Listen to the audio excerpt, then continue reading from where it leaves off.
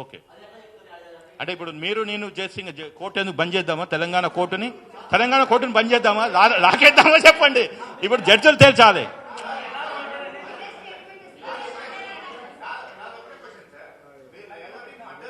Yes, అది మీరు అనుకుంటున్నారండి. ఇప్పుడు అందుకనే మన భారతదేశంలో అందరికి ఫ్రీడమ్ ఆఫ్ స్పీచ్ ఉంది. ఏమని?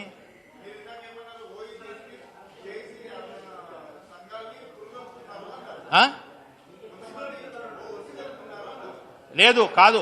ఓయూ జేఏసీ బుస్కులో ఈ బ్యాచ్, ఈ బీఆర్ఎస్ బ్యాచ్, బీజేపీ బ్యాచ్ ఒక ఫేక్ ఓయూ జేఏసీ తయారు చేసిందని చెప్తున్నా. ఎవరికి? అవును, అది పిట్టి కేసు. దాంట్లో ఏముంది? కాదబ్బా, 4 పూల ఇప్పుడు కాదబ్బా. ఇప్పుడు నేను నాకు కోపం వచ్చి చేయలేని పడేస్తే ఏమవుతుంది? అయిపోయింది. డిస్ట్రక్షన్ ఇది ఓవర్. వాళ్ళు బయటకు వస్తే మళ్ళీ ఫర్దర్ డిస్ట్రక్షన్ చేయరు. కాబట్టి అది పిట్టి కేసులు. They are petty cases. వాడేమో ఎవరికి రక్తాలు వచ్చేటట్టు కొట్టలేదు. ఎందుకు తొందర పెడుతున్నావు? అడిగినప్పుడు మళ్ళీ ఇంకో 6,000 ఎవడు పెడతాడు? చెప్పు. ఉంటాయి. ఒక చిన్న కేసు కాదు. Sorry, this is not one life is very important. Please.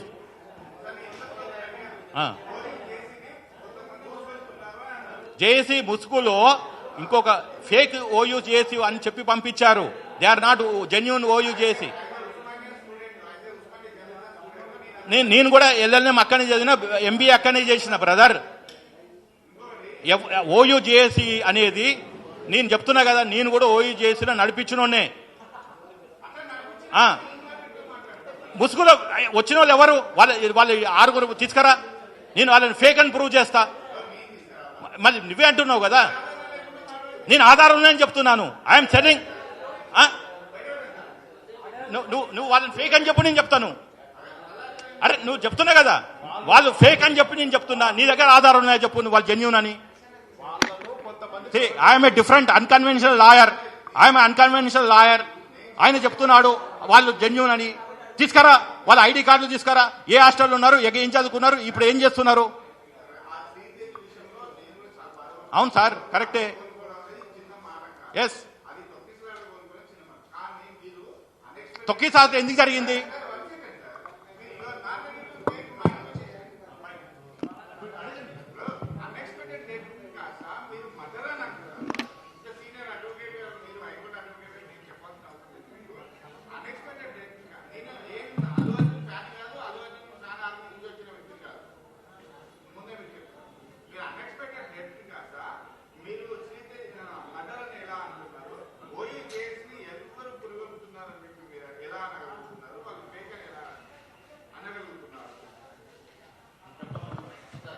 Fine. ఇప్పుడు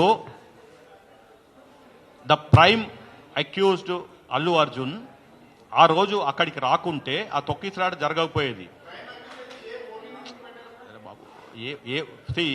వాళ్ళు ఇన్వెస్టిగేషన్లో 1, 2, 3 ఉంటుంది. మళ్ళీ ఛార్జ్ షీట్ చేసేటప్పుడు కొందరు పేర్లు ఉంటాయి, పేర్లు ఉండవు. ఆ 1 to 14 అనేది కాన్స్టెంట్ కాదు, అది దాన్ని మార్చేస్తారు. ఆ రోజు ప్రాథమిక, that is called FIR, first information report. Charge sheet is the final after investigation.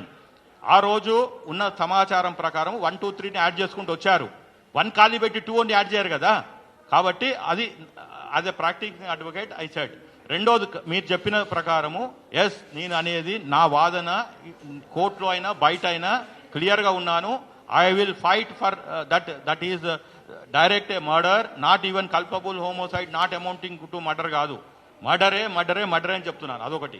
రెండోది, ఓయూ జేఏసీ ముసుగులో కొందరు ఫేక్ వాళ్ళు వచ్చారు, అక్కడ డిస్టర్బెన్స్ చేసి పోయారు అని వెరీ క్లియర్గా my this one is there. Third concluding ఏమంటున్నాను అంటే, నేను అడ్వకేట్గా న్యాయం వైపు ఉన్నాను. ఆ కంప్లీట్ ఫ్యామిలీకి న్యాయం చేస్తాము. కోర్టులో అయినా బయట అయినా మీడియాలు మీలాంటి వాళ్ళని సహకారం తీసుకుంటాము, చేస్తాము. నాలుగవది, కుట్ర జరుగుతుంది ఈ ప్రభుత్వాన్ని కూల్చేయటానికి. అది సమాచారం మాకు వచ్చింది. ఇవాళ ఓన్లీ ప్రాథమికంగా fundamentally a primary basic press meet ఇది. మేము మళ్ళీ 2 రోజుల తర్వాత 3 రోజుల తర్వాత మళ్ళీ ఇంకా కొద్దిగా ఇన్ఫర్మేషన్ ఇస్తాను. ఎట్లయితే కోర్టులో కనుక 111 స్టెప్ ఇస్తారో అట్లా. కాబట్టి ప్రభుత్వాన్ని కాపాడటం కాదు, న్యాయం కోసం